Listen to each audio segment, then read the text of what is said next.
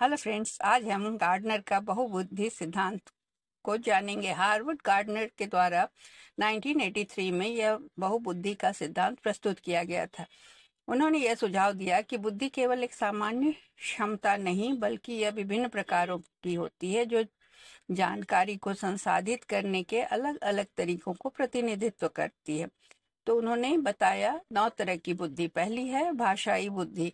इसका अर्थ है कि भाषा का प्रभावी उपयोग करने की क्षमता जिन लोगों में होती है उसे भाषाई बुद्धि या लिंग्विस्टिक इंटेलिजेंस कहा जाता है। इसके उदाहरण है शेक्सपियर, मुंशी प्रेमचंद। तार्किक रूप से सोचने और गणितीय समस्याओं को हल करने की क्षमता को तार्किक बुद्धि कहा जाता है। इसके उदाहरण है अल्बर्ट आइंस्टीन, आर्यभट्ट। उनके पास इस तरह की बुद्धि थी।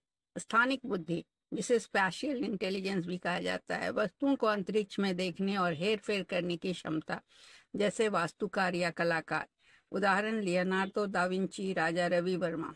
संगीतात्मक बुद्धि, म्यूजिकल इंटेलिजेंस, जिसमें लोगों में ध्वनि, पैटर्न, ताल, लय आदि समझने की समझ जिनमें पाया जाता है, उसे सांगीतिक बुद्धि कहते हैं। उदाहरण के लिए लता मंगेशकर, मुकेश, जगजीत सिंह इत्यादि। शारीरिक कुशलता बुद्धि, जिसे बॉडीली काइनेस्थेटिक इंटेलिजेंस कहा जाता है, अपने शरीर का कुशलता पूर्वक उपयोग करने की क्षमता।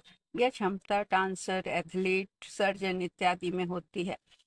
इसके उदाहरण हैं माइकल जॉर्डन, MS धोनी। छठा है अंतर वैयक्तिक बुद्धि, इंटरपर्सनल इंटेलिजेंस। दूसरे को समझने और उसके साथ प्रभावी रूप से संवाद करने की क्षमता जिनमें होती है उन्हें इंटरपर्सनल होता है, जैसे शिक्षक, नेता। उदाहरण के लिए महात्मा गांधी, ओपरा विनफ्रे इत्यादि। आंतरिक बुद्धि, इंट्रापर्सनल इंटेलिजेंस, अपनी भावनाओं और प्रेरणाओं को समझने की क्षमता, जो कि दार्शनिकों, मनोवैज्ञानिकों में पाई जाती है, जैसे सुकरात, बुद्ध इत्यादि।